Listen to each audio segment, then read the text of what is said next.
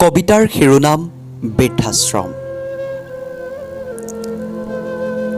মোক বাৰু বৃদ্ধাশ্ৰমলৈ কিয় পঠিয়ালি অ? মোৰ আপোন ঘৰখনৰ পৰা মোক কিয় খেদি পঠিয়ালি?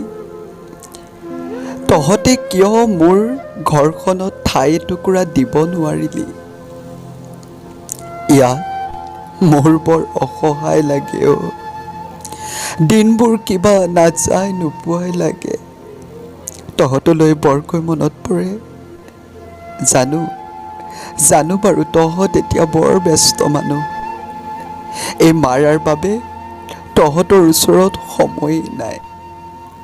কিন্তু কালৰ কুটিল বুকুত এই ব্যস্ততাই মেলানি মাগিব। মোৰ দৰে তহঁতো এদিন বৃদ্ধ হবি। তেতিয়া তহঁতৰ ল'ৰা ছোৱালীও মোক বৃদ্ধাশ্ৰমত এৰি যোৱাৰ দৰে তহঁতক এৰি যায় যদি, তহঁতে এনে অচিন বাকৰিত মনত বহুত কষ্ট পাবি।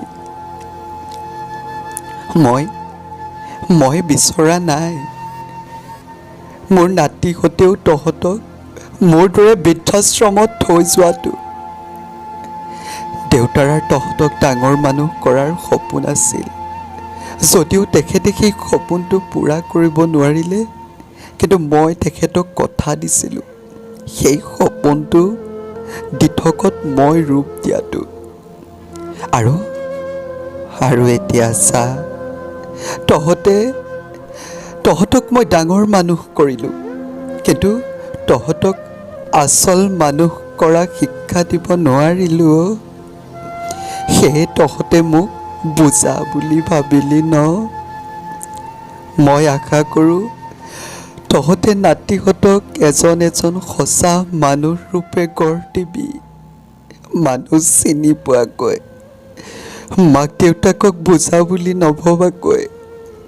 মোৰ দৰে যাতে বাবাহঁতে তহঁতৰ বৃদ্ধ বয়সত বৃদ্ধাশ্ৰমত এৰি থৈ নাযায়। বৃদ্ধ বয়সত বৃদ্ধাশ্ৰমত এৰি থৈ নাযায়।